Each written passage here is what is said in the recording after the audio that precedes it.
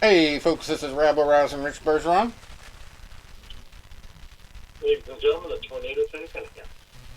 And so Tom Petty with a brand new crystal ball. Yeah. See if this one works a little better. Yeah, I got a call from Miss Cleo over the weekend. She said your psychic status has been revoked, Tom.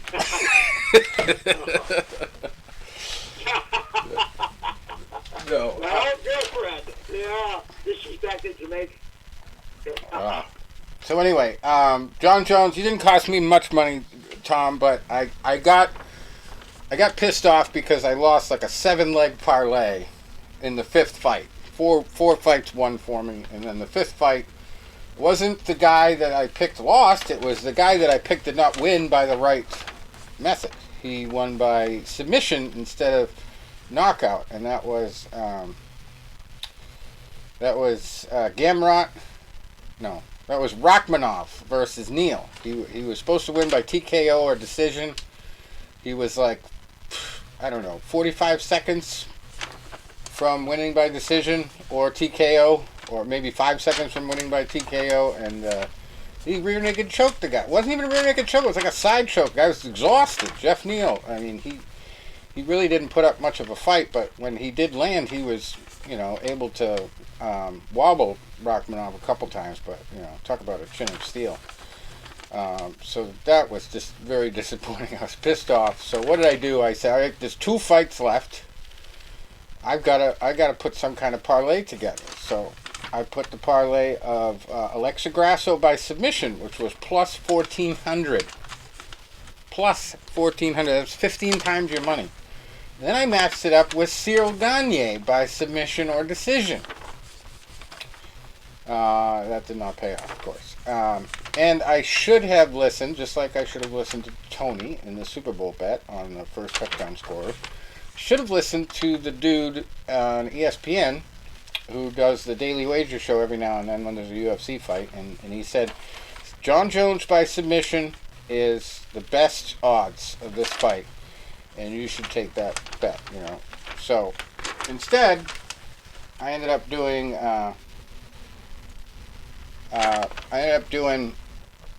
basically just the money line for Grasso, John Jones, and the Minnesota Wild I threw in there. That was a 35-cent bet, and I won $5.33 out of it. But yeah, I could have done way better. After Grasso won by submission, I was jumping up and down, but then I was like, oh, now I got to depend on Gagne. Great. It did not work out, as we know. Anyway. So, I did win also a side one, Jones to win by knockout or submission. That was a $1 bet, but I only got, what was it? A $1 bet won $3.15 because it's just such a small situation there. Small odds. And then the one parlay I did win was you could have double choices and you can have double alternate choices. Like if one person is going to win by KO or the other one by decision, it's just got to be different results. It can't be the same result. You can't be like, all right, this guy's going to win by KO or this guy's going to win by KO. So my parlay was Richie by submission or decision. And she won that fight. I forget which one it was. I think it was a submission. And then Ribovics by KO or Radzabov by decision. And then Blackshear by submission or Basharat. Blackshear by submission or Basharat by decision. And that was only a $3 bet that won $11.77. So that those 3 bets combined did not even come close to one of the golf bets I won. I was astute enough to pick Mr. Kitayama to win the big golf outing of the weekend, the Arnold Palmer Classic. And I think I got one bet before the whole thing started, and then the other one, I put in the other one like after the first round. So one was 5,000 odds, plus 5,000. The other one was plus 6,000. Ended up winning a total of $113 on 2 bets, just one leg bets for Kitayama to win the whole thing. And then I noticed that you could do all these parlays with winners, top 5, and top 10. And this week I even found out you could do top 20. So I'm going to kill it this week. Golf is my new #1 sport to bet on. Who would have thought? I hate the sport. I hate it. Well, actually, I'm starting to like it now because I watch a lot of it because of the bets. But I used to hate it, I should say. But yeah, it's definitely the best odds of any sport. NASCAR petered out for me. I didn't get any of the NASCAR guys again. I did the Xfinity Series and the regular NASCAR race. Both of them sucked.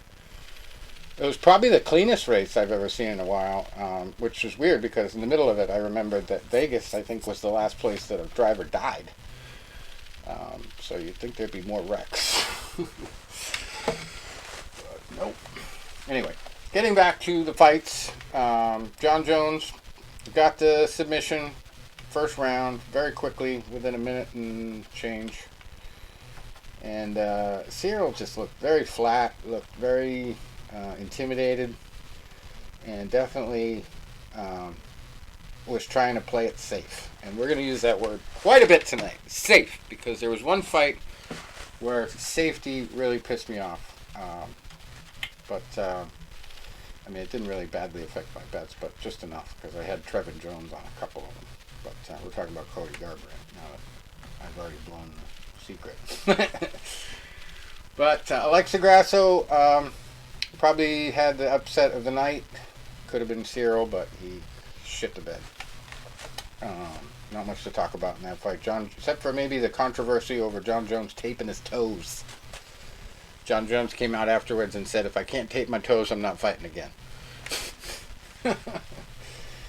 Where I don't even think they really made a big deal out of it. They cut the piece of tape over his actual foot, but I think they let him keep the tape on his toes, and that all stems from a broken toe he suffered in the Chael Sonnen fight. I suppose he still feels pain from it, and he turns a certain way. So yeah, definitely pissed him off a little bit. Got him mad enough to choke out on the quick. But Alexa Grasso, I had a feeling that she was in position to surprise some people. Around about the third round, Valentina was settling in. She was obviously winning points-wise. Just basically defending pretty well, and only getting hit with a shot here or there, and wasn't banged up. And Grasso was just looking more frustrated than anything. But she was determined. She kept moving forward. She kept trying. And eventually Shevchenko made a mistake. And they call it a face crank, but it was more like a rear naked choke that didn't get under the chin. And she just basically put all the pressure she could possibly put on the chin itself. And they shot a picture. I put it on Facebook. I know Tom's probably not a Facebook follower of mine. But I put it on Facebook because her entire head and underneath where the choke was all red. And then there was a white stripe from the choke mark after the fact, after she let go. That's how much pressure she put on her face. So she got the submission. Just 4 minutes and 34 seconds. So there's basically 26 seconds left in the fourth round. So she would have had one more round if she didn't finish it there to pull off the miracle, but she did it in the fourth. And boy, no better situation she could hope for than that. It was great.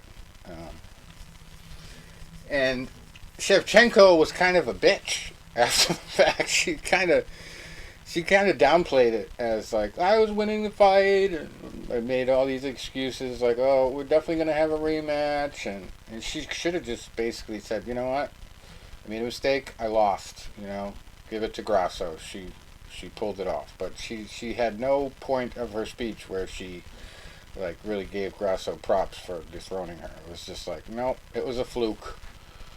She sucks. No, I shouldn't say that. But yeah, it's kind of like a little bit arrogant on her part. You know, when you lose, you should probably just get up there and say, no, it was not my night. Enough said. Anyway, talked about Rachmanov. He did a great job. Probably should have just done the money line on him. Would have been fine. But actually, he was a big favorite, so that would have been that great. Anyway, Jeff Neal, what a real heart on that guy. What a warrior to just stand in there and take all that. But, yeah, I would have rather been knocked out than submitted there. You know, it didn't matter because the next fight I had Shevchenko, so I was going to lose that parlay anyway. And then Gamrot was part of my first 4 wins, getting the split decision over Jalen Turner. I figured he was going to get the knockout of the decision. Bo Nickel, I mean, that was pretty much predetermined. It's not only a win, but a submission. A first round submission would have been just a regular good bet to parlay with anything. And then the safe fight, Cody Garbrandt. They even said it during the fight. He's just being safe. And he was really safe until the 3rd round when Trevin Jones, towards the end of it, really tried to put the pressure on. But Cody literally ran around the ring the entire fight, and he was doing these stupid little dance moves and, you know, trying to act like Sugar Ray Leonard. And it was just...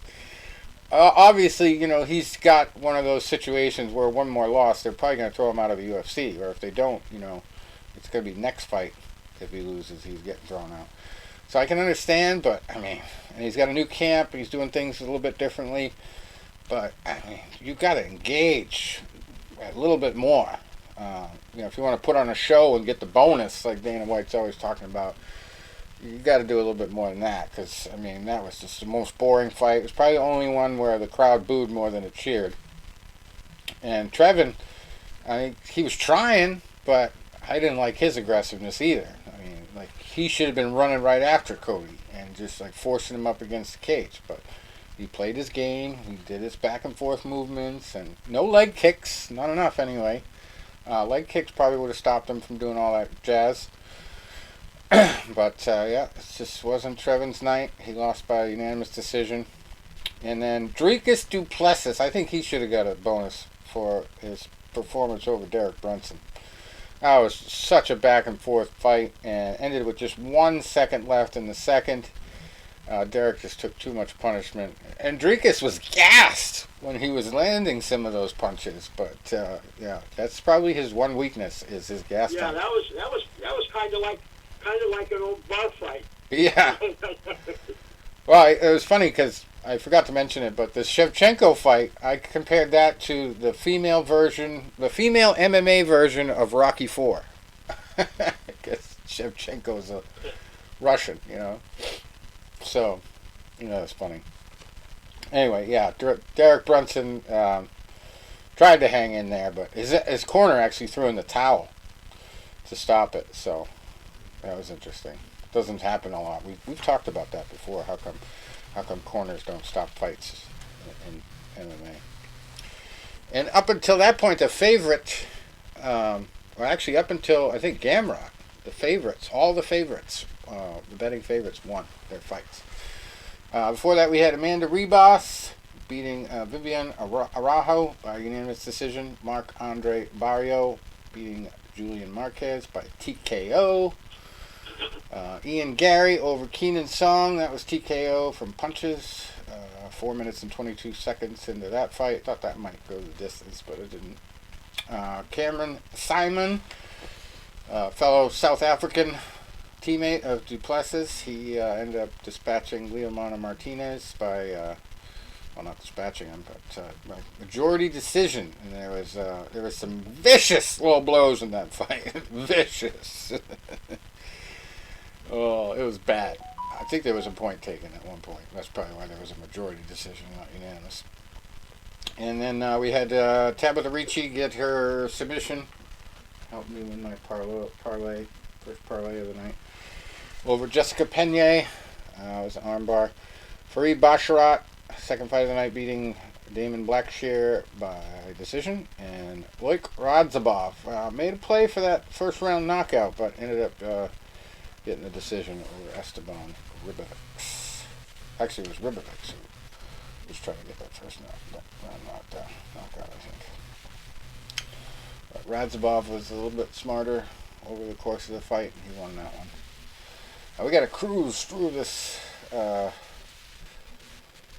boxing schedule, and then we got to do the upcoming stuff after our interview. But my Mag Sale bet did not pay off. Talk about point deductions. He had a point deduction in that fight. It's just it was kind of a repeat of the fight main event last week that I talked about that I lost with De Leon, Ponce De Leon. It just went the distance this time, and Magseo just has a very sloppy head down style, and it did not work out for him. I actually did win a parlay with Figueroa though, so I had him on the money line, I think, in that one. Just win or lose, you know. If he wins, you win. So anyway, schedule coming up. We have this is the second page of the schedule. Okay, that fight's next Thursday. Believe it or not, fight night on Thursday.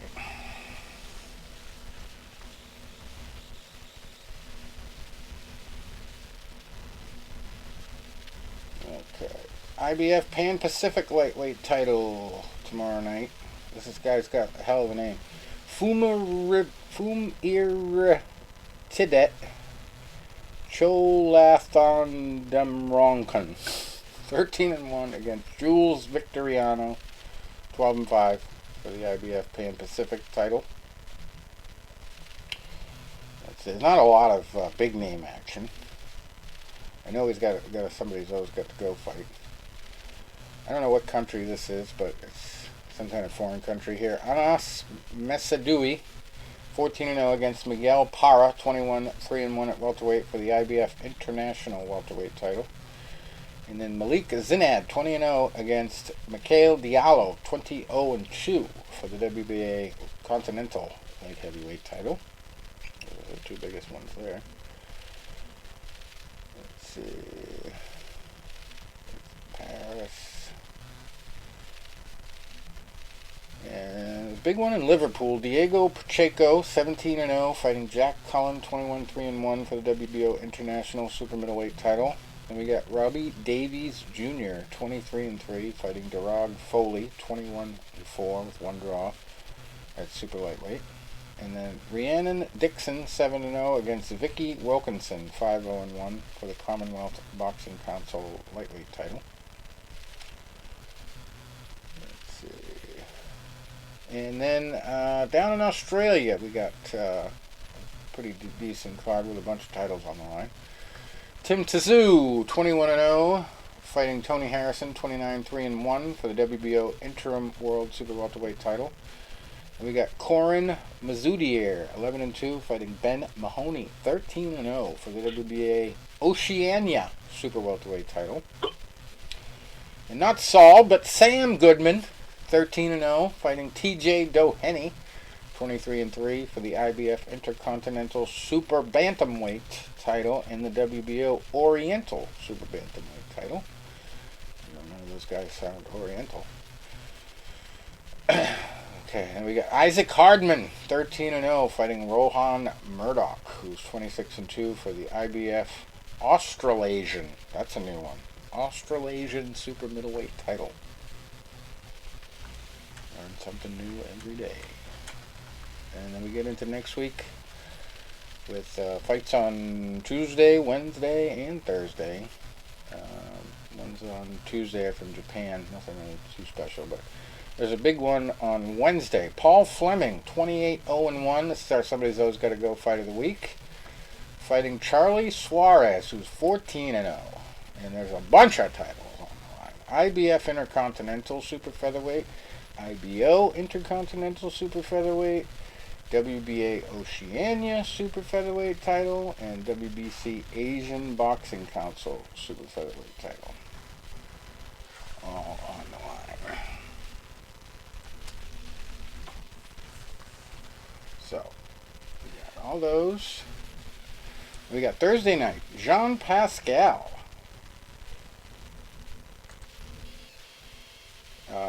Fighting Michael Eifert. Pascal 36-6-1, Eifert 11-1 for light heavyweight. And then we got Matthew Germain 21-2-1 fighting Stephen Wilcox 24-3-1, and Jessica Camara 10-3 fighting Carla Ramos Zamora, who's 9-1. And also in Australia on Thursday, Yusuf Dib 18-0 fighting Kai McKenzie, who's 21-3.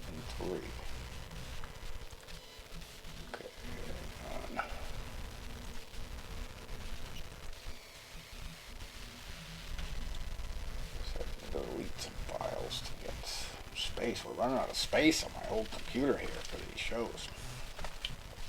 Alright. So that's it for the upcoming. And as I talked about, Figueroa beating Magsayo. We'll get to a little bit more results later. Just got to figure out how to add. I forget how to do this. It's been too long. Participants.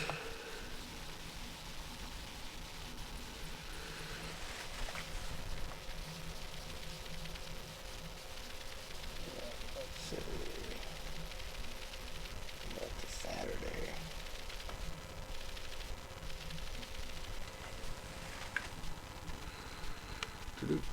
There we go. Add.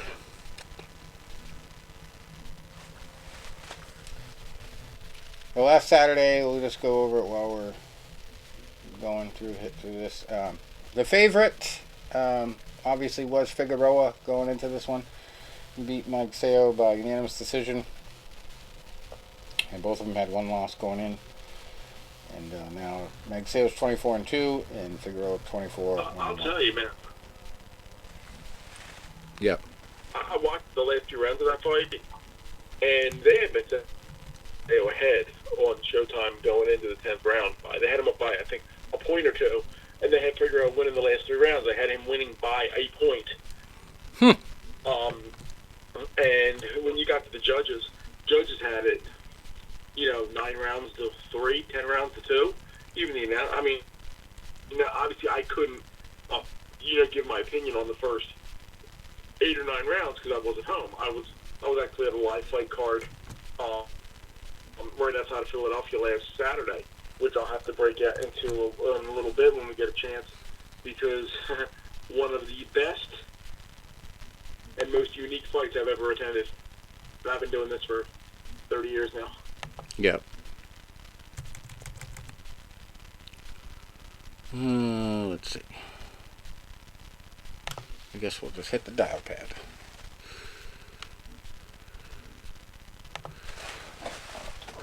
His phone number on Skype. Thought I had it in the system, but apparently it's telling me no. Okay. Yeah, and then the one that I tuned in right at the end of, I guess that one would have been the one to bet on, because I would imagine Jose Armando Resendiz was a heavy underdog at just 13-1. And Jarrett Hurd at 24-2 has been looking pretty good lately. And apparently not this night. He got a pretty bad cut on the inside of his lip that was bleeding pretty badly, and he couldn't even talk in a post-fight interview because he had so much stuff stuffed down his lip. So Hurd ended up losing that one by knockout, they called it. I don't know why they would not call it a TKO, but they called it a knockout.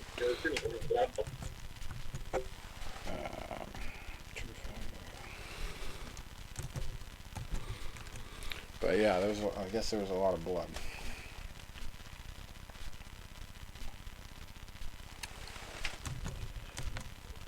A lot of times when that happens, especially in the mouth, they're always concerned about fighters swallowing their own blood. Oh. I remember that was a big deal in that first Julio Cesar Chavez Motor Taylor fight. Taylor was profusely bleeding out the mouth, and that was a big concern. All right, we got Coach Matt Bergen with us. How are we doing, Matt? Can you hear us? How are you? All right. Thanks for having me on. You're welcome. Why don't you tell us a little bit about this thing? We briefly explained it last week. Fighters only. It's going to be dealing with something called Yeti Coin. What's that all about? Fighters only is OnlyFighters is what we're doing. So Okay. It's different. I just want to make sure that people don't get confused. Okay. Because fighters only is something completely separate from what I have. So OnlyFighters is basically the similar concept to what OnlyFans is, except non-sexual and based specifically for MMA fighters. And I've changed it around a little bit to make it so it's more beneficial for the fighters, and so that way we can help them to build more of a following and get subscribers and get more opportunities, more money, et cetera, et cetera.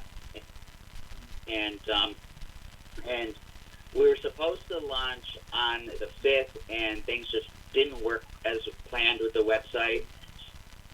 So we have an expert with coding that is going to be working on it, and as soon as it's ready, it will be launched. And it's going to probably be like a little bit of a surprise launch, but what we are going to be having is pre-orders available on the website, so anybody that orders it during the month of March before we actually launch is going to get an extra 3 months for free of their fan account. And then any of the fighters that sign on, instead of the 80-20 split like OnlyFans does, what we're giving them is a 90-10 split, and then different bonus opportunities. And we're going to have champions and different ways where they can compete with each other and collaborate and cross-promote. And so yeah, we got a lot of parts moving. But all right. And have you had the actual discussions with the fighters that you're going to have participate? Yeah, and we're still growing with getting more fighters on board and getting the word out there. So we are actively open to getting more fighters on board. But right now, we're currently at about 25 from across the U.S., actually across the world, because we have somebody that's in Africa who's a pro fighter. And I think that's going to be huge because it's going to be pretty easy to make him a success story. And then, we're going to continue growing as we grow and continue networking and reaching out and getting more people on board. The more the better, because that's what's going to make it work efficiently, is being able to get all of the fighters onto this, and then getting the fans, all the MMA fans that we can, into this platform, and then being able to use the cross-promotion systems that we have in place to be able to help the fighters build more of a following and more of a fan base with the people who are already interested in the sport. So, all right. Yeah. Now, you had talked to me a little bit about it, and you mentioned Yeti Coin. What is Yeti Coin, and when's it going to the moon? That's how So, hopefully soon it will go to the moon. Hopefully soon. I'm not going to say it's going to be next week or next year or anything like that. You got to get Elon to tweet about it. What? You got to get Elon Musk to tweet about it, then you'll be all set. Yeah, exactly. Once Elon finds out, it'll be good. But what I'm hoping is that with this OnlyFighters platform, promoting it and accepting it as a form of currency to allow the fans to be able to subscribe to fighters, I believe that is going to raise the value of it, raise the awareness of it, and, that's when it's going to go to the moon. All right. And so the way that the website's going to be set up, and this is one of the biggest reasons I needed a coding expert to come in, is because I'm setting it up so that way when the fans engage with the content, they're able to be rewarded with Yeti Coin for logging in, for liking a post, for commenting, for watching a video all the way through, and all that different stuff. And just anything that I can possibly reward them for utilizing the platform, I want to do. So there's probably going to be more ways added on, and there's going to be different, weekly giveaways with Yeti Coin, monthly giveaways as well in bigger amounts. And so it's basically just a reward token or, cryptocurrency, but I was told reward token is the proper terminology for it because it's like a gray area or whatever to accept it as a currency. But I don't care. I'm going to accept it as a currency because it's my platform. So I want to do that. All right. So anyways, yeah, it's a cryptocurrency that helps youth organizations, and it actually rewards you for holding it.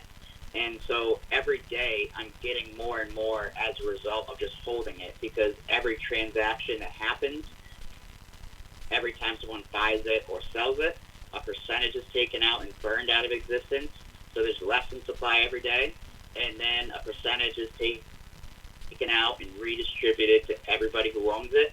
And so you're going to get more every day as a result of holding, and then there's more people finding out about it every day, and then there's less in existence every day. So all of those things point towards the supply and demand principles that should increase scarcity and increase the value. Wow. And by it being usable for things through OnlyFighters, it's going to be even more, worthwhile to have. That's interesting, because I'm very familiar with Bitcoin.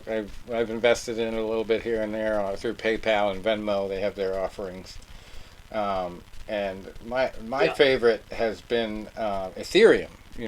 Basically because of the NFT craze, and that's, I think, what's kept it alive. Even though that the whole Facebook Meta thing is not working out at this point, the NFTs are still being sold. Give it a shot. What? Mm-hmm. Yeah. So Ethereum, what I like about that is it's actually usable. Like you need it, virtually to buy any crypto or send any crypto for the most part if it's on the Ethereum blockchain. So it has a use, and so that is definitely. And the guy who runs it too. Have it. I remember reading last year, he figured out a way to make it so that the mining of it is less intensive with the electrical and all that, because the big complaint about Bitcoin is that to mine it takes so much energy. And there was a guy that was just busted in a school in Massachusetts for having a setup for mining in the crawl space of the school.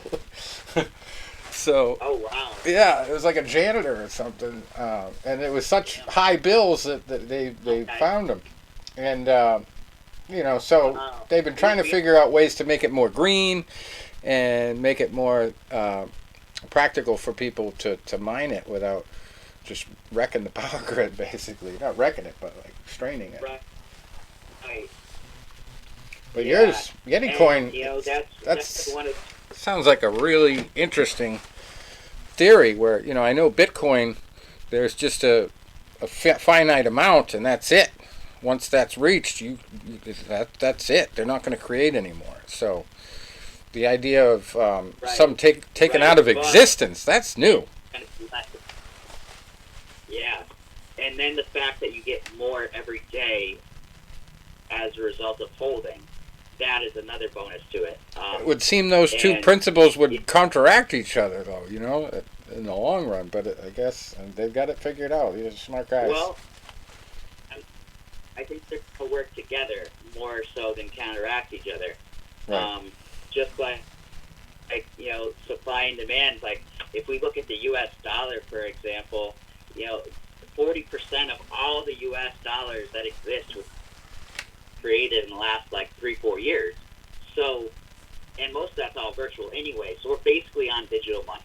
All right. Yep. This is just another form of money, except instead of it being watered down by adding 40% more of it, making each one worth less, we're taking away a little bit off of each transaction to create less and less of a supply, which should in turn create higher demand and a lower scarcity, and or make it more scarce and higher demand, et cetera, so that way the value goes up. Now, how did you get wind of yeah. it in the first place? I found it originally through Twitter, and then I found the Telegram chat through there, and I followed that for a little bit, and then I just kept buying more and more of it as time went on, and I liked how much I was gaining from holding it, so I would buy more. And then as I created this OnlyFighters idea, I had decided to reach out to the person who created Yeti Coin, the founder of it, and I created this partnership with him to be able to use the reward token within the platform and be able to make it, redeemable for cash bonuses, for subscriptions to fighters, for different, things, however I can use it. And they were completely cool with it. And not only that, but he loved the idea so much that he told me whatever I give out as a reward, he's going to just send to me. So it's going to cost me nothing to reward the fans. Awesome. Because it's all Yeti Coin is covering the rewards that are going to be giving out. So that's going to be huge. And I'm glad that they're on board with this because, I could have partnered with really any cryptocurrency, but with this one being specific to fitness, right, I figured it was a better match. And then the fact that it has the scarcity, and then the increase, supply that you hold in your wallet every day. I like the feeling of having more and more every day, and I feel like the fans are going to enjoy that as well, because we're going to have that same feature added in to where for every day, based on, because I've been doing the statistics every day for Yeti Coin, how much you gain per billion that you hold, how many holders there are, how many are left in existence, and the hourly burn rate, the 24-hour burn rate, and it's just a matter of applying these numbers to the total that they're going to have in their account, and then so they're going to be getting the rewards essentially through the platform that they would be getting from holding through their Coinbase or whatever, but instead they're holding it on OnlyFighters. So great. Hopefully that made sense. Now, as far as the name OnlyFighters, does that mean it's going to be all type of fighters, like MMA, boxing, bare knuckle? Yeah, it's mostly going to be specific to MMA. However, it is going to be open to all kinds of combat athletes. I want to make sure to have some jiu-jitsu athletes in there. I want to have some boxers, kickboxers, and some Muay Thai. And we'll see how it goes. I've had some interest from some people who do news reporting and interviews with fighters that they want to have their own account, and so I don't think there's really any limit to what can be done with this. Right. But it needs to be the focus of making sure it helps the fighters, and that's the number one priority I have with it, is to make it so that way the fighters can not have to work a 9-to-5 job, but rather be able to just train and be able to just fight and make a living doing that.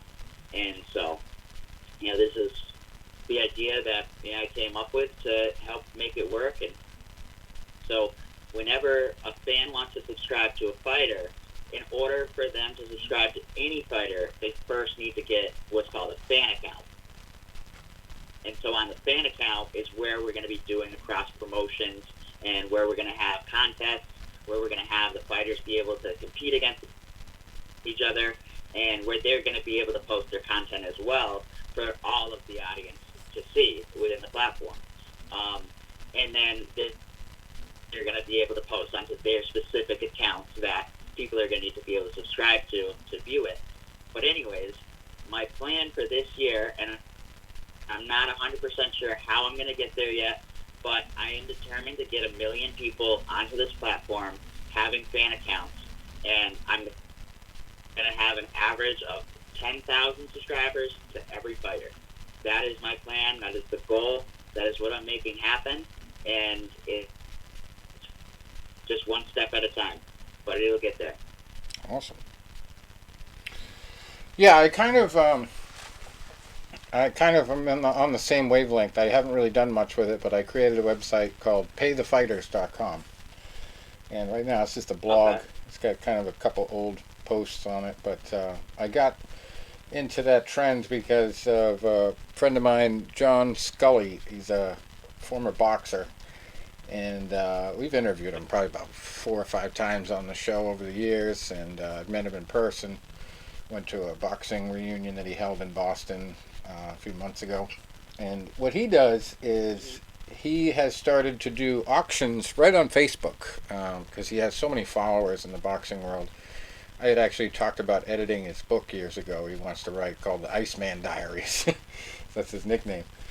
And Okay. and so what he does is he'll get like autographed items and from the boxing world with certificates of authenticity and everything like that, or he'll have a picture of him getting the autograph with the fighter, and then he'll auction them off on Facebook, and he gives the money directly to the down and out fighters. The one in particular Okay. guy that he gives it to is like really dealing with a lot of health issues, and there's like 4 or 5 rock solid people that always need help that he gives the money directly to. And I actually volunteered a Mike Tyson glove that I got signed while I was in Vegas, and I had a whole story behind it too, because when I was out there, I actually went out and bought a set of gloves to use one of them to have him signed, because I signed up for like a paid event where you just get in line and you give him the glove and he signs it. So I had picked a signature series Muhammad Ali glove, and Muhammad Ali happens to be John Scully's favorite fighter of all time. A lot of people's. Anyway, Wow. so I had the Muhammad Ali's signature was written on it in like print. It was printed on the glove, but it looks real. It looks like somebody could have done it with a white marker. So I knew that would be kind of a marketable thing. And I also wanted to tell Tyson that, I watched the Arsenio Hall show when he was on with Muhammad Ali, and Muhammad Ali said he would have whooped him, and I did when I met Tyson and had him sign the glove. But the funny thing was, when I went to the event, they tried to give you a glove to get him to sign. It was like, one of those little kiddie sets of gloves, and it was just like one of the pair that they wanted you to get signed.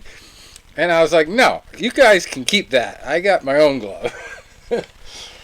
And I asked Mike to be on our show when I went up and talked to him. And it was funny because he was like, I don't know, man. And I gave my business card to his bodyguard there, but I'm sure he never even looked at it. But, yeah, it was good to meet him, shake his hand. Yeah, maybe one day. But yeah, actually meeting him was pretty cool. And then I gave the glove to John Scully, and I don't know if he's beaten the number that he got out of any one item, but he ended up getting, because I really promoted the crap out of his post too, but he ended up getting $2,500 for the glove. And he even asked me if I wanted anything. I paid $300 something for it. I think $350, $380 or something like that, without even getting a picture of me meeting Mike. I got like a video before I stepped up to shake his hand, but I paid for it, and I didn't even ask for a dime back. And it went to like three different fighters. 2 of them, one of them actually was paralyzed in a fight. Oh, wow. And so they just basically send him money to pay for his medical expenses.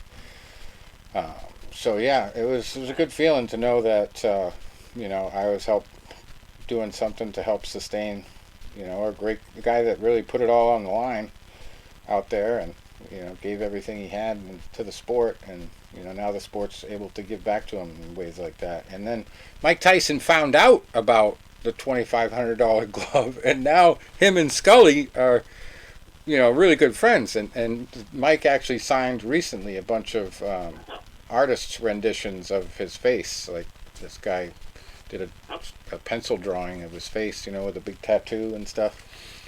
And so he just sold a bunch of those.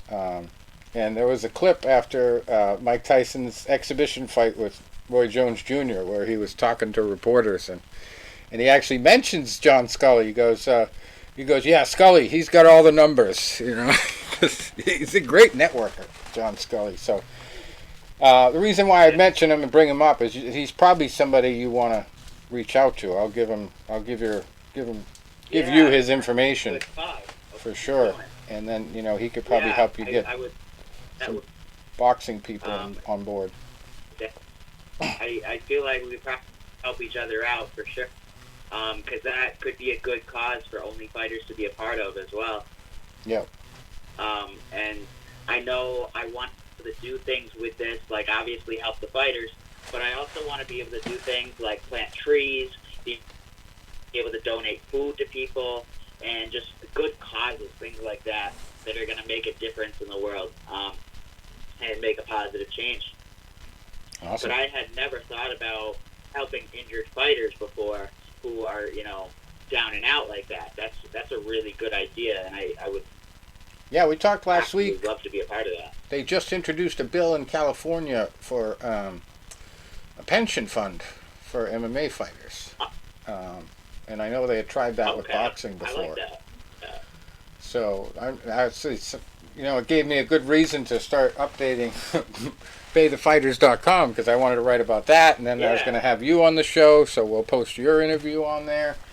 And if you can send me some logos once the site is ready, we'll post up an advertisement on there to be permanently in the sidebar. Awesome. As soon as everything's ready, I will make sure you're one of the first people to see it. All right? Awesome. Now, your handle on Twitter, where I found you, is Coach Bergen. Does that mean you're a fighter coach, or what's that from? Yeah, I coach MMA fighters. I did used to fight, but I learned very quickly that I am much better as a coach as opposed to a fighter, because I would do really well in practice, and then when I would go out there, I would just be at like a tenth of my ability.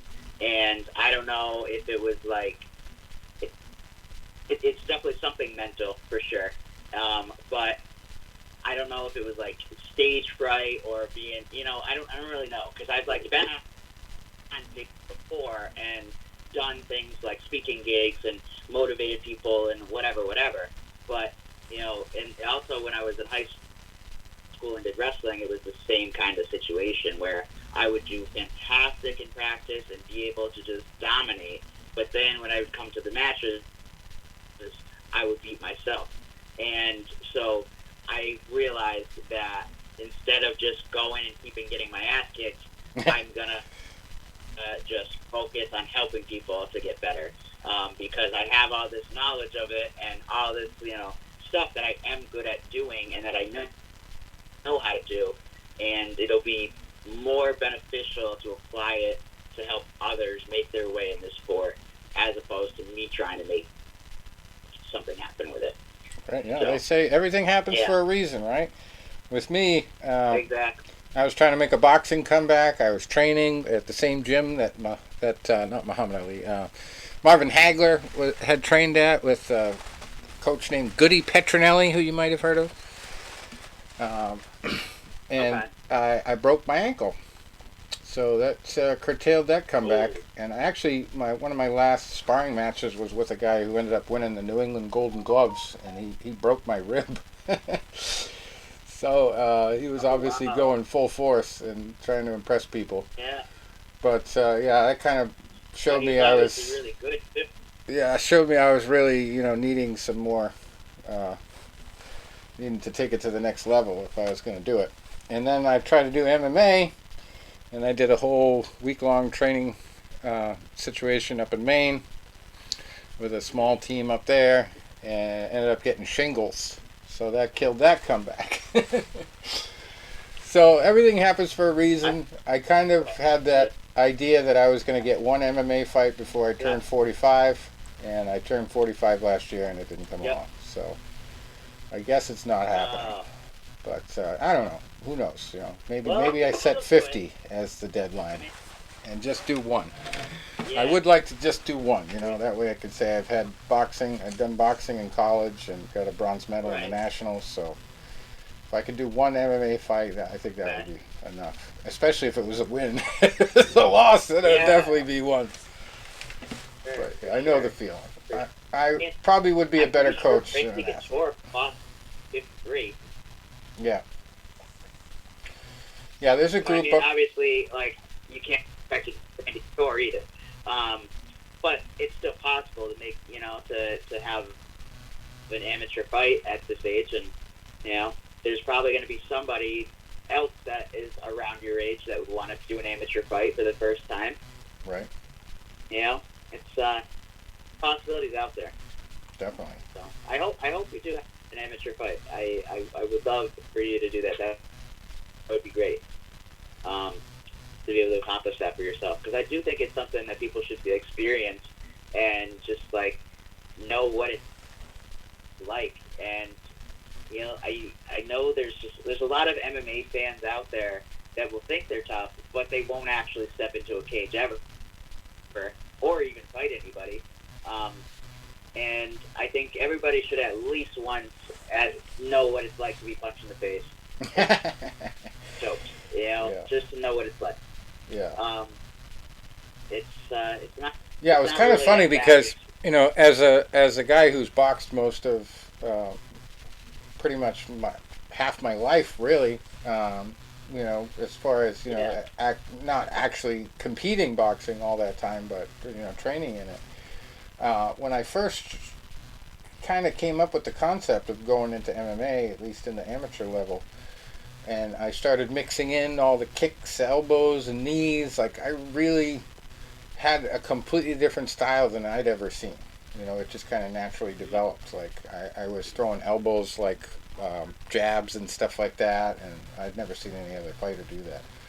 So I was kind of excited about that aspect of it, and I still would like to try it out. It's see what I can do. Right. But anyway, getting back to you. What's your ultimate goal with this? With the fighters, OnlyFighters, right? The OnlyFighters. The ultimate goal is to get to 1 million fans with the fan account, and to get each fighter making an average of at least $10,000 a month, because I want to be able to help them to pay their bills, make a living, and then be able to just focus on training and fighting. Right. And I just want to throw in one more thing on Yeti Coin. So they have an app that is called Move to Earn that's going to be coming out very, very soon, and I'm hoping it'll be before I launch OnlyFighters, because they're in testing and they just have to get it ready for iOS. Right now it's like Android compatible, I believe. And so it's going to allow the fighters to get paid while they train. They're going to get rewarded in Yeti Coin for training, essentially. So that's going to be... So like a Fitbit that pays you? Be able to Is that the principle? So they're going to be getting with Yeti Coin for training. Oh, that's awesome. Doing their workout.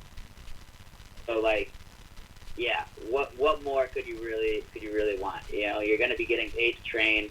You're going to be able to get help with building your following, building your fan base, and we're just trying to do everything possible to help the fighters to now not is have to there work a normal job. As far as you talked about a platform and everything, is there a place that people are regularly familiar with, like Coinbase, where people can buy this, or is it like an exclusive setup that only Yeti Coin provides itself, kind of like Dogecoin? How's that work? Okay, the way you would normally purchase it, I have Coinbase, and so you would go to Uniswap. It's a website, and through Uniswap, you would convert Ethereum, like we were talking about Ethereum before, how it's a use case it's needed to convert pretty much anything. You would convert Ethereum into Yeti Coin, and then you have the Yeti Coin. So it's a couple steps, but it's pretty easy. And with our platform, it's just going to be given directly to you. You're not going to have to do any conversions. You're not going to have to do anything, You're just going to be able to collect it. That's good. So it's going to be simple as possible. Right now, what I do is, PayPal and Venmo are owned by the same people. I don't know if you realize that, but Yep. So they offer the same three options. Bitcoin. No, I think there's 4 options: Bitcoin, Ethereum, Litecoin, and the other one is Bitcoin Cash. Get on that form with PayPal and Venmo, with having Ethereum or Bitcoin, is you can't send it anywhere. It's just there. There's no wallet. There's no wallet. And they keep saying they're going to come up with a wallet, and they don't.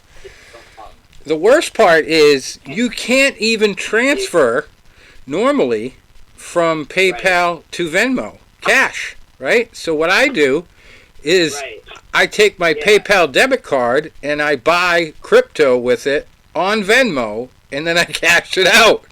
So it's like, if I cash it out instantly, I lose the transaction fees. So it's like an ATM fee that I have to pay, But it kind of feels like money laundering when I do it. It's like, oh, Jesus, I got to do all these transactions just to get money from one side to the other.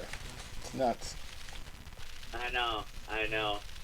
It's, I'm sure it'll get simpler as time goes on, and, it's already become a lot simpler as, the years have come along. And it's already become more affordable to be able to buy it as well, in terms of like the conversion fees, and to be able to send it to your own wallet. Like I remember when I first started playing around with crypto, and it had cost me at one point like $15 to send my own crypto to my own wallet from the crypto.com app to my Coinbase wallet. It cost me like $15 to do that, and it was like, what the fuck is this? But the thing is, it becomes worth it essentially, because you're holding on to something that has such a small value that's only going up in price. And so it's just right now it's a tough time for the crypto space, because I guess this bank Silvergate is having people just abandon it. It got caught up with the FTX situation there, that Sam Bankman-Fried fraudster there. So everything. Silvergate was like heavily invested in that, and now everybody's like running out, like leaving them hanging. So like I just got a notice for some completely different site. It has nothing to do financially with me, but it's like saying that they were dealing with Silvergate, and now Silvergate's having trouble, so they have to cancel some kind of feature they used to have on the website. I forget what it was, but I read about it the other day, and I was like, geez, that's the one thing that sucks about it. I'm glad I was heavily invested. I had like, for me it was a lot of money. It was like over $1,000 in the 3 different tokens on there. And then I got out because I ended up needing it for like getting my truck towed off a cliff where I almost fell off of driving in the winter there. Wow. I had to cash out like $500 there, and then there was another situation where I needed to cash out some. So it actually kind of worked out in those areas where like I kind of forgot about it for a while, and then I had it when I needed it. But yeah, I've really been researching it every time there's a dip or an escalation, and you always wait for it to really crash hard before you want to get back in a big way. So in some ways it's good if you're not heavily in it and that happens. Then you do get in it. Like I should have got into Dogecoin when it was nothing, and now it's actually pretty decent. A lot of people have made a good amount of money on it. It's about 71 for just, but at one point it did go up to about 70 cents, and like I caught a little bit of that wave and sold out at about 40 cents when I bought it at about 5. Yeah. So I was like a pretty good return, but I do wish I made more of an ROI on that, and it's all right. You know, you win some, you learn some, and I still won, so I can't complain much. Yeah. But yeah, Cool. I do see a lot of potential with Dogecoin in the future too, because Elon owns Twitter. I believe that's going to be something that he'll eventually incorporate into the platform somehow, and I'm not sure how, but it'll eventually be something that will grow a lot more in value from the hype of Elon and Twitter. And there's going to be some kind of combination between the three. I just don't know what it's going to be yet, and who knows? The future will tell. But Right. That's just what I see happening, and so I think that's another good one to own. Cool. All right. Well, is there anything else you wanted to let everybody know about? You want to tell people where they can find you online, where they can hear about news on the platform? Twitter at Coach Bergen, CoachBergen, and then OnlyFighters MMA at gmail.com. If you're a fighter that wants to be a part of this and get in early and get more opportunities to make money, this is the time. So that's where to reach me. Well, it's funny you mentioned ROI, because our names are really an ROI apart. Rich instead of Coach, RI, and then ER. No, RO. And there's You put it RO in your last name, it's the same as mine. Bergeron and Bergen. So, We could be a law firm. yeah, exactly. Very similar. Yeah, exactly. All right, so we will keep in touch, and we'll promote you as best we can. And I'm gonna create like a separate interview file for this. This is on our main radio show too on Spreaker, but we also have Blog Talk Radio. We maintain that because all our old interviews are on that. We don't have enough room to do like a ton of shows on there anymore, but we save it as a platform because they have like 5 years of our show on there and some of our best interviews. So if I don't pay the monthly fee, they just wipe it. So I got to keep it alive anyway. So we try to put our interviews separate on there. I get it. Okay, that's fair. All right. So we'll post those and we'll appreciate get them out to you, and we'll be keeping in touch. For sure. And I actually filmed this, so I'm gonna create some clips out of it that I'll be tagging you in when I post them out. Awesome. Into the World Wide Web. Here. So, yeah. Now, we used to do it with the video. Remember that, Tony? When we did the webcam stuff? Yes, I do. The video? Yeah, my girlfriend was watching a podcast last night. Her son is in a band, and he was on a podcast where they all had video feeds, and it kind of got me thinking of those old days. So we did it with a little Logitech webcam. Okay. I used to dress up with I feel like it's and more ability to create content out of is my thought process. Yeah. So I figured this would be a good way to be able to not only create content to promote this, but promote the interview as well. Right. And so it's creating multiple wins is my thought. And ours automatically through Spreaker get published on YouTube, but it's just that we actually have a YouTube page, Fight News Unlimited. That the only content I've been putting on there is these shows, and they get automatically posted. But there's there's no graphics. It's just like one symbol of our website. So just the audio. Yeah. So it would be nice to get some video techniques back into the show. That would be nice. But anyway, great talking to you, and we appreciate it. Of course. Thank you for your time and having me on, and we'll keep in touch. All right, awesome. Have a good night. Right. Thank you. You're welcome. Bye. Bye. All right, so there's Coach Bergen. Sounds like he's got it all under control.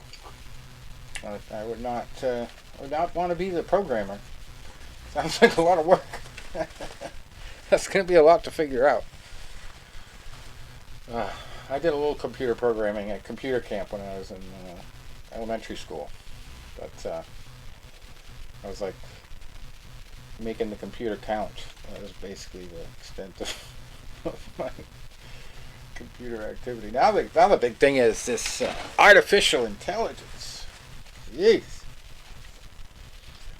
I didn't get to see the segment, but I was flipping through the channels and they had something on. They were going to be putting up on CNN later in the broadcast, and they had Anderson Cooper call one of the other reporters a piece of shit with an AI voice. And the guy was going to test it by calling his parents and seeing if they recognized the AI voice was not his. So I didn't get to see it, but they did that on CNN today.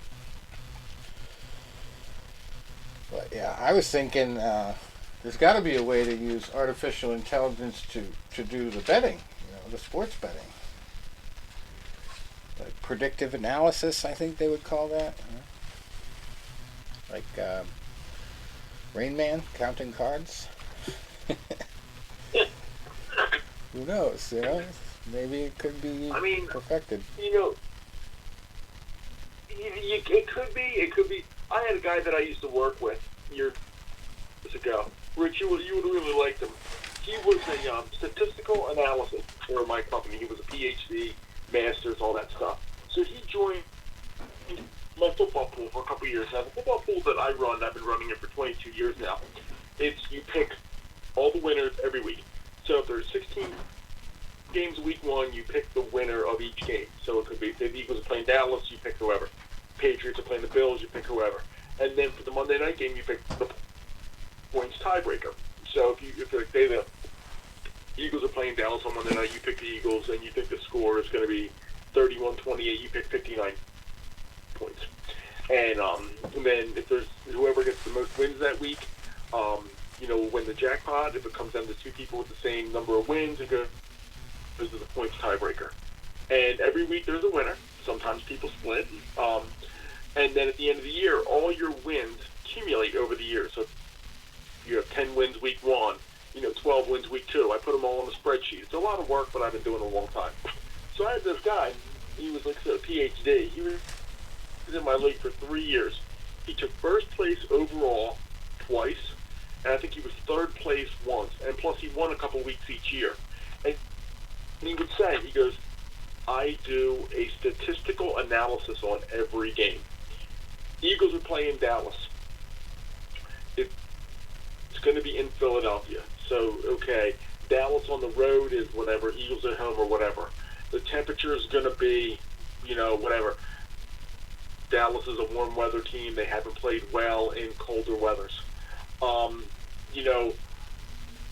Like this person matches up well against this person. This person has this team likes to run the ball. This team has a good run defense. This team doesn't have a good whatever. And he goes, but it got to be where it was a full-time job. Yeah, because well, that's the problem. problem. $200 I'm winning. That's where the AI comes in. It's a full-time job. Yeah, it really was. But we would talk about that all the time.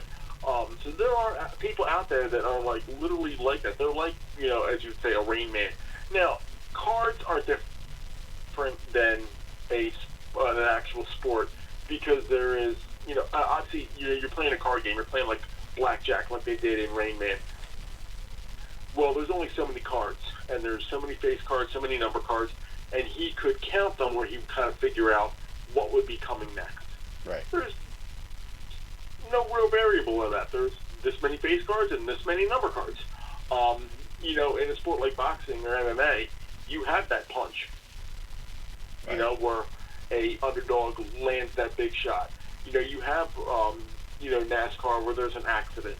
You have, baseball where an error happens or, some type of, Got the double bogeys in golf. Yeah. Football, who expects your quarterback to fumble the ball and the other team to pick it up when you're about to score? Look at that Ravens-Cincy game this year. Ravens are about to do a quarterback sneak into the end zone. The guy fumbles it. The guy runs it back 99 yards. Yep. Remember that one. Now here, I got a couple ones for you guys before I forget. So, speaking about boxing, last week I went to a local fight card Saturday night. 9 fights, all were good. I think there was one fight that was kind of a dud. But the other, some assholes dragged racing down my street and I'll punch him in his head. Asshole. Guy going into the NFL is facing charges over racing. Killed 2 people. It's been in the news this last week. They're not really necessary. But so I go to this fight card, all good fights. So the first fight of the night was a young man, and he was being trained by a guy that I know pretty well, a guy that I've known for 25 years, who actually awarded me a medal after one of my college fights. It was Mike Rafferty. He was a budding pro until elbow injuries kind of derailed his career. He was an alternate for the '92 Olympics team with De La Hoya. So I've been pretty good friends with Mike Rafferty for a long time. So he goes, hey, I got this kid on the card, Brendan O'Callahan. And now listen to this fight. So Brendan O'Callahan was whatever Owen won. The one was a rematch with the guy that he had a draw with. So the fight starts, and this kid hits O'Callahan with a right hand, and down and he goes. He gets up, and they're swinging, and they exchange right hands, and down they both go. Double knockdown, first time I've ever seen one live. And then they, go around, third round, O'Callahan knocks the other guy down, fourth round, O'Callahan stops him. Great fight, great. 5 knockdowns, 4 rounds, slugfest. All the other fights were pretty good. You had a couple of Hispanic fights in there. It was overall a great card. There was a guy from Cameroon. He got hit with an uppercut. He was unconscious on the way down. He got clipped 2 more times on the way down. I mean, he was out. Then he was complaining they stopped the fight. Buddy, you weren't moving on the canvas for 3 minutes.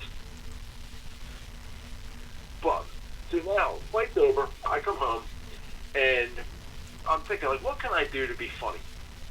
Well, my one friend, his wife, wonderful girl, is very gullible. I mean, extremely gullible. I told her one time we were at the tree lot and I was in a tank top because sleeves don't fit around my arms. They're too big. And they tear off. Yeah, she believes this, of course. So her mom is Irish to the T. And they were so excited last year that her son, my friend and his wife, their son, was born on St. Paddy's Day, despite the due date of being June. So a 3-month premature baby, but it's on St. Paddy's Day, and they're all excited. He's in the NICU, but they're all excited. They love Irish. So now, as you can attest, Brendan O'Callahan is Irish. So I messaged her. I said, Chrissy, I went to this fight last night. I said, this kid's name was Brendan O'Callahan. I said, he wore white trunks with green trim and yellow shamrocks on him. He came out to a Celtic jig. I think he was Puerto Rican. You know what she said to me? What? Wow, really? Unusual. He was really Puerto Rican? I sent a picture where you see this lily white, pale-skinned Irish kid. She goes, are you messing with me? Nice. Of course I'm messing with you. Nice. Well, speaking of pale-skinned white guys, we got a main event in the UFC this weekend. Peter Yan and Merab Dvalishvili. That's gonna be a pretty crazy fight. Dvalishvili is just a nutcase in there sometimes. He is so fast, so furious, and then Peter Yan is more of a technician, but he also can go at a fast pace. So this is gonna be a great fight. I don't even know which way to go because they both have pretty much identical records. Peter's got 1 more win. Both have 4 losses. Peter's 16-4. Dvalishvili's 15-4. And it's only bantamweights, but boy, they fight like heavyweights those two. So So that's going to be a big one. And then the co-main event is a heavyweight fight. Alexander Volkov, 35-10, fighting Alexander Romanov, who is 16-1. And I haven't seen much of Romanov, but Volkov is heavy on the kicks. He's a tall guy. He's going to probably have a reach advantage.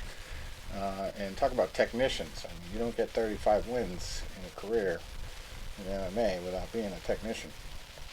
But he does have the 10 losses. Romanov just has 1, so I don't know. It's going to be a tough one. I'm going to have to really dive into the numbers, Rain Man style, to figure that one out for betting. Then we got a catch weight at 215 pounds, which it wasn't scheduled for, but this is a postponement of the main event a couple weeks ago. Nikita Krylov and Ryan Spann. And I like Spann in that one. I have liked him from the first time they were going to fight. And then we got a featherweight fight. Ricardo Ramos, 16-4 against Austin Lingo. We got a Nurmagomedov. Actually, on 2 different cards, we got a Nurmagomedov this week. We got to talk about the Bellator one next, and that's going to be it.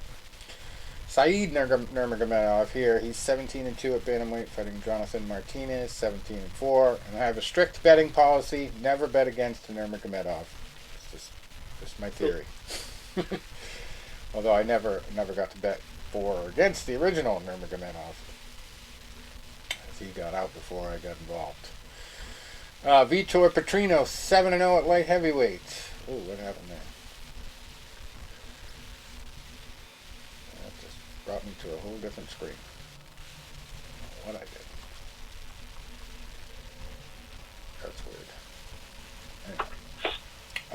Vitor Petrino, 7-0, and Anton Turkalj, who is 8-1 at light heavyweight.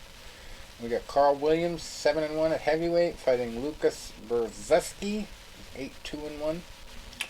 Rafael Asunciao, he is 28-9 at bantamweight, fighting Davey Grant, 14-6.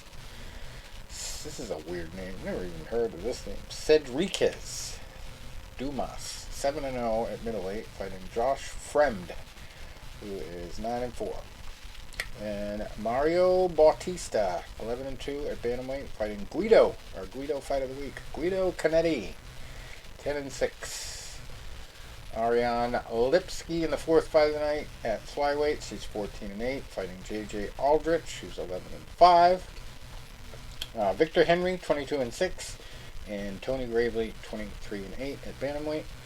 We got Tyson Nam, 21-12 with 1 draw at flyweight, fighting Bruno Silva in the 2nd fight of the night. He's 12-5-2 there. And then Carlston Harris, 17-5, fighting Jared Gooden, who's 22-8. And one thing I'm going to do this week when betting on the fights is I'm going to try not to do 7-leg parlays.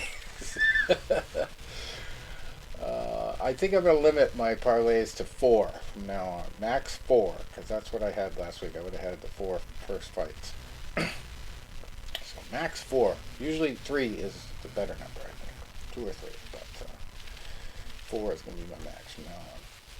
Okay, so now we go to Bellator 292. We got Nurmagomedov versus Benson Henderson. Usman this time, Nurmagomedov. He is undefeated. 16-0, always looks good. And Benson Henderson, he's up and down. Even in Bellator, he's up and down. Sometimes he looks fabulous. Sometimes he looks like he needs to go back to square one. So whenever Benson Henderson shows up, he better bring his A game, because Nurmagomedov wins every time, literally. Then we go to lightweights for the co-main event. Tofik Musayev. Never heard of him. He is 20-4, fighting Alexander Shabli, who is 22-3. Then we got heavyweights. Valentin Moldavsky, 11-2, fighting Linton Vassell, who's 22-8. Michael Venom Page back in action. He is 20-2 at welterweight, fighting Goiti Yamauchi, who is 28-5. And Eric Perez, bantamweight, 20-8, fighting Enrique Barzola, 18-7-2. And we got Josh Hill, 21-5, at an 146-pound catchweight against Cass Bell, who's 6-2. Yeah, I'll have to go through the rest of it. There's like a bunch of minor ones there. So that's it for this week, I think. That puts us at the 90-minute mark, Tony. Did you remember what you were supposed to remember? Before we go, let me just give... Yeah, it was about the Irish fighter that was Puerto Rican. Oh, all right. So you did remember. All right. What else did you have? But before we go, let me just give a quick recap where I can quickly say, don't waste your time on Creed 3. Yeah. I saw what I wrote on there, but I went in, excited. Like, I know people were boycotting it because Sly wasn't going to be in it, and the whole big thing with Sly versus Irvin Winkler, and they got this big feud going on. Like, I got a friend of mine, he's a Rocky impersonator, and like, he saw that I was going, and like, he put an angry face on my post and all that. I'm like, dude, I just want to go see a movie. I just want to be entertained for 2 hours, suspension of disbelief, enjoy myself, and go see a movie and just, be entertained. I was not entertained. I thought the premise of the movie was stupid. Let me say, the premise had potential. The execution and the storyline was stupid. The final fight was the worst I've seen in the franchise. It looked like a video game. And there was no drama in the final fight until the last round. And I rated the worst in the series. Worse, and don't tell Trisha Morrison, that's what worse than Rocky 5. Yeah, I saw the John Scully post that you commented on. Yeah, oh my God, I know. And he wasn't happy with it either. When they made Rocky get the title, right? He's an underdog from Philadelphia. He's a no-name, but he's also a professional fighter with 64 fights under his ledger. So he's not a ranked contender, but at least he is a professional with multiple fights. I can only really recount 2 times where a fighter has had a title shot so soon in real life, and that was Pete Rademacher, who was an Olympic gold medalist, and he got a shot with Floyd Mayweather in his pro debut, and he got stopped. And the other one was Vasily Lomachenko, who challenged for a world title, and I think it was the second pro fight. But he, at the same time, had 400 registered amateur fights. This guy, in the movie, he's in a prison for 18 years. Now, he was supposed to be like Golden Gloves champion and the highly ranked amateur in 2002. He gets out, and it's like 2020. He gets out of prison, and he's like, yeah, I've been in prison for like 18 years. He goes, but I kept in shape. And then he's like, can you get me a fight with the champion? Just like, and it's like, and they're like, and they make it work. And I'm like, there's no way that would ever work. Right. And like I said, the fight scenes, the way they got it was a video game, and the training montage was terrible. So now, and if you like to post it on the site, I'll have it done by tomorrow, is I am ranking my ranking of the 9 films in the Rocky franchise. And that's the worst one, number 9. It's Creed 3. Well then, you know where to start. Yeah.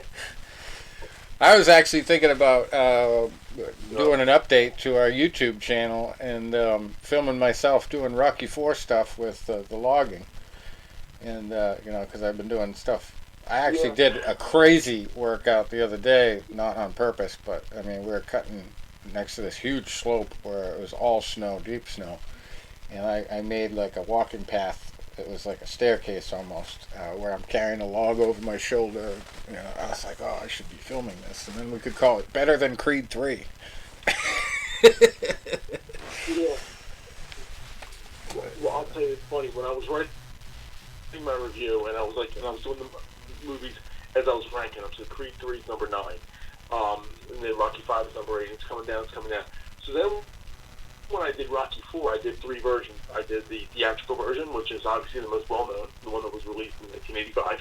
Then I did the director's cut that came out last year. And then I did the YouTube complete cut that this guy edited, and he combined both the director's cut and the theatrical cut and made like one full movie.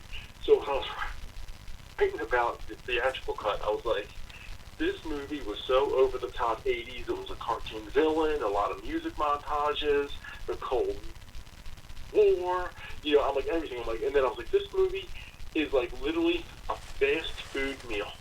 You know it's not good for you, but you sure are enjoying it. Nice. All right. Well, So we'll post it. I'll see you. I'm finishing my editing tonight, so I'm gonna post it tomorrow. Then I'll send it over to you.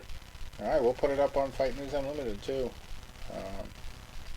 I did start getting back to posting a little bit more regularly on there. I'm gonna get on that a little harder this week, but yeah, we gotta take advantage of our marketplace that we created. I ended up never hearing back from those Black Ink guys. I thought they were gonna advertise, but I don't think they knew who I really was. Like that, I didn't have as many followers as the other people they were trying to post with. But yeah, there goes some advertising. So I gotta kind of pump up all the platforms and get back to where we were, and then try to get some money coming in. So hosting is expensive. Tony, I gotta get a sneak preview here. What is going to be number one? What do you? Come on. Well, you're the psychic, Tom. Okay, I mean, you tell us. Number one will be the original. Yes, That's what I think.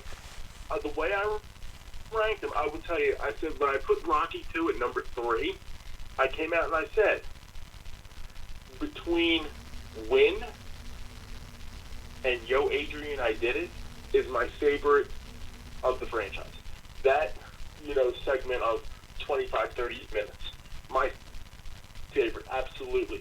The training montage, the fight, the dramatic, both of them crawling to get up at the in the 15th round when they're both knocked down, all of that. My favorite, absolutely. The beginning part of it, because the characters are already established, so you were doing a lot of, building for people that have already been built. So it's like, the whole commercial thing, and then working in the meat pan, and, and Rocky working at the gym carrying the spit buckets and all that. It kind of drags on. So Rocky 2 fell down a little bit because of, the stuff that moved slow. And it was trying to establish characters that were already established. But the original, I said, the movie just, it's to the point of perfect, And when you read the way I wrote everything up, you're really going to sit there and go, yeah, he hit it. He hit it right on the head. Nice. Well, we look forward to that, and hopefully we can make it go viral. Yeah. Well, you know what? Like I said, I've been, I work at home, got my laptop, so it's like, I get my tickets as they come in, right? My tickets come in, I work them. Some days I get a lot of tickets. Last week I was swamped. This past week I had some lulls. So if I had a lull for maybe 10, 15 minutes, I would start writing. And I'd start writing. I gotta things do down, more of that. And then I'd save it. I would handle a ticket. I'd write some more. I was doing like 2 movies a day. Unfortunately, what I've been doing is during my lulls, I've been gambling. Not a lot of money, but to the point where I'm like, geez, I gotta take a break. Because, life is not all about gambling. But, and what I said was, when I was ranking these movies, I said, these are my personal favorites, and there's a reason that they are my personal favorites. I said, watchability, suspension of disbelief, just able to enjoy them, So it's like sometimes, like, you might get one on there, like, for example, Rocky Balboa kind of falls down my ranking a little bit because the first half of the movie is so dark, and the second half moves so fast, like it's like 2 different paces, and then my personal disappointment of being picked over for the one scene. So I'm like, if I would have been picked for that part, obviously that would have been higher for me because I don't have like a personal, backlash against it. Right. Well, who knows? You could Like I have. see the guy and I was like, fuck that kid. Could have been a But contender. yeah, I'll have it on. I could have been a contender. Well, I'll have it posted on. I have one person doing some editing for me right now, just doing some reading and saying, there, Tony, you missed a comma. Come on, Tony, you missed an of or a the. I'm like, yeah, and I was writing as it was, and shut up. So, person's going to get back to me tomorrow. I'll do another quick read through, and then I'm going to say, boom, save it and send. Nice. All right, well, till next week, that's all we have. Thanks for stopping by. All right, guys. Talk to you then. All right, bye. Later.